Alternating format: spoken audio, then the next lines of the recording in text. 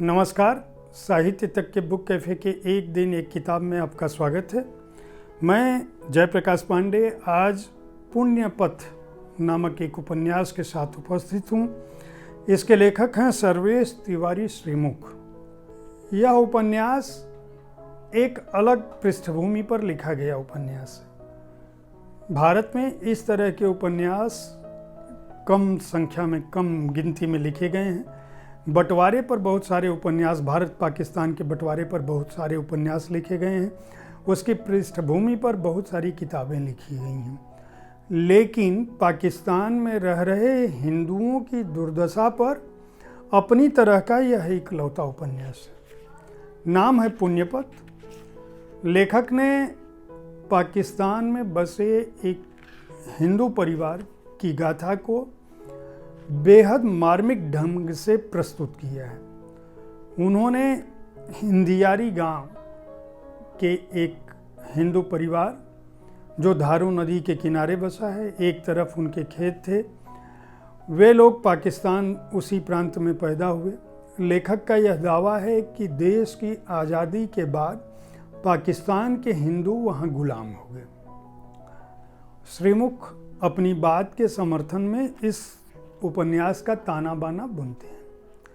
हिंदयारी के एक प्रधान, जो गांव का प्रमुख आदमी होता है, हिंदू व्यक्ति जिसके पास कुछ ज़मीनें हैं, वह बंटवारे के बाद किस तरह से गरीब हो जाता है।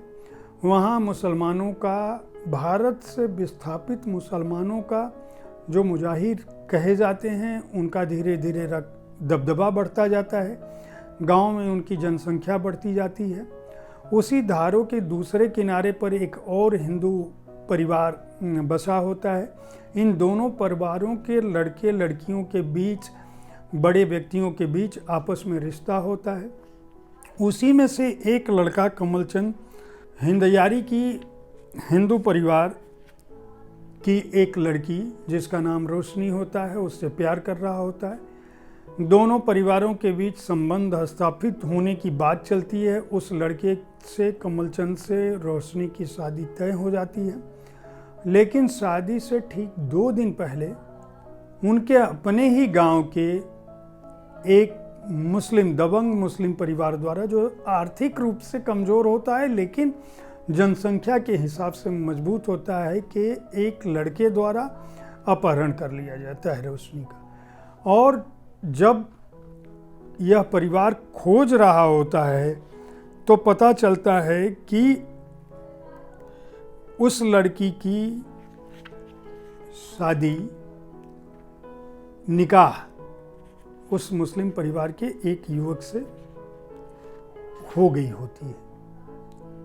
भीखमचंद जहां अपने परिवार की बेटी रोशनी के अपहरण से दुखी होते हैं, वहीं उनका दिल इस बात से भी टूट जाता है कि जिस गांव में, जिस परिवार में, जिन लोगों के चलते वह पाकिस्तान छोड़कर भारत नहीं आए थे, वे लोग अब इस रूप में हो गए कि उनकी बेटियों का अपहरण तक करने लगे। वे लोग बहुत गिड़गिड़ाते हैं उस मुस्लिम परिवार के सामने, लेकिन उनको अपनी बेटी वापस नहीं मिलती है। दूसरी तरफ जो रोशनी का प्रेमी है कमलचंद अपने मन में सोचता है कि उसे क्या करना चाहिए। इस बीच दोनों परिवार पुलिस में जाते हैं। पुलिस वाले कहते हैं कि हम तुम्हें इस निंदा में, जो पाकिस्तान में एक तरह का अलग कानून है जो गैर इस्लामिक लोगों पर ज़्यादा लागू होता है, इस मामले में तुम्हें फंसा दे देंगे। लेखक का कहना है कि पुलिस चाहे भारत की हो चाहे पाकिस्तान की हो, वह अलग ढंग से काम करती है। जब ये मामला नहीं सुलझता है, तब भीखमचंद का परिवार इलाके के एक दबंग हिंदू जो सिख होता है उसके पास जाते हैं, और वहाँ पे जो गुंडा भी होता है उसके यहाँ अर्जी डालते हैं। मुस्लिम परिवार को यह लगता है कि यह तो मामला तूल पकड़ेगा, क्योंकि ये लोग थाने जा चुके होते हैं। लिहाजा वो लोग रोशनी के ऊपर दबाव बनाते हैं। इसी बीच रोशनी अपने से घर से निकलती है और जाके धारों में डूब जाती है। जब रोशनी मर जाती है तो कमलचंद उसे ढूंढता हुआ आता है और पाता है कि उसके पास एक चिट्ठी उसके नाम से लिखी हुई होती है कि तुम मेरी मौत का बदला जरूर लेना। कमलचंद धीरे धीरे उस परिवार के 2 लड़कों को मार देता है। जब वह मार देता है तो पुलिस भीखमचंद के परिवार उनके भाई को पकड़ के ले जाती है, उनकी पिटाई करती है और उसमें भाई मर जाता है। दबाव इतना बनता है कि वे लोग पाकिस्तान छोड़ने के लिए तैयार हो जाते हैं। इसके बाद भारत और पाकिस्तान के भ्रष्टाचार का तुलनात्मक विवरण है, एक लंबा विवरण है। किसी तरह से वह परिवार यहाँ आता है। यहाँ मजनू के टीला पर वो किसी मंदिर के पुजारी से मिलता है, मंदिर का पुजारी उनकी मदद करता है।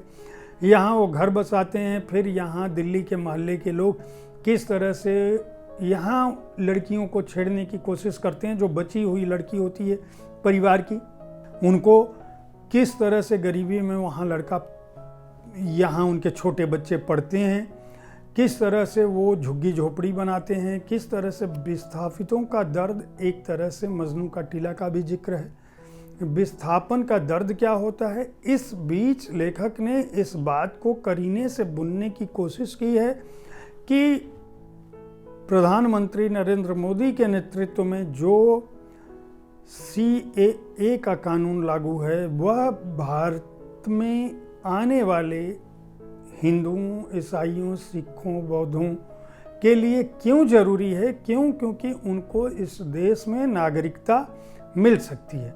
लेखक का यह मानना है कि जो लोग बंटवारे के समय किसी भी व्यवस्था से दूसरे मुल्कों में रह गए, खासकर हिंदू, वे बांग्लादेश और पाकिस्तान में अल्पसंख्यक हैं। वहाँ इस्लामिक राष्ट्रों में उनके ऊपर धार्मिक आधार पर अत्याचार होता है और ये परिवार अपने धर्म की रक्षा के लिए पुण्य पथ का चयन करते हैं और भारत आते हैं। सर्वेश तिवारी श्रीमुख राष्ट्रवादी सोच के लोगों के बीच लोक अस्मिता के लेखक हैं। भारत और भारतीयता और लोक की पीड़ा को वो उजागर करने की कोशिश कर रहे हैं और इससे पहले वे परत नामक एक उपन्यास लिख चुके हैं जो अच्छा खासा चर्चित रहा है और राष्ट्रवादी सोच के लोगों को काफ़ी पसंद आया था। उम्मीद है पाकिस्तान में हिंदुओं की दशा, दुर्दशा, भारत और पाकिस्तान दोनों जगहों पे व्यवस्थागत खामियों को देखने, समझने, जानने और एक नए विषय में रुचि रखने वाले पाठकों को यह उपन्यास पसंद आएगा। इसके प्रकाशक हैं हर्फ पब्लिकेशन और इसका मूल्य है 150 रुपये। पृष्ठ संख्या है 140। छोटा उपन्यास है लेकिन आपको एक नया विषय देता है। कुछ लोग जो धर्मनिरपेक्षता के पैरोकार हैं उन्हें यह उपन्यास एक तरफा लग सकता है जो लेखक के आक्रोश को व्यक्त करता है। उम्मीद है साहित्य तक का यह एपिसोड आपको पसंद आया होगा। इस कार्यक्रम में आप किस तरह की पुस्तकों की चर्चा चाहते हैं इसके बारे में हमें ज़रूर लिखें। अगर आप प्रकाशक हैं तो आपकी पुस्तकों का स्वागत है। पुस्तकें भेजते समय यह ज़रूर ध्यान रखें कि उनकी 2 प्रतियां हमारे पास ज़रूर आएँ। कल ऐसी ही किसी पुस्तक के साथ ठीक इसी समय मैं आपसे फिर मुखातिब हूँगा। तब तक के लिए धन्यवाद।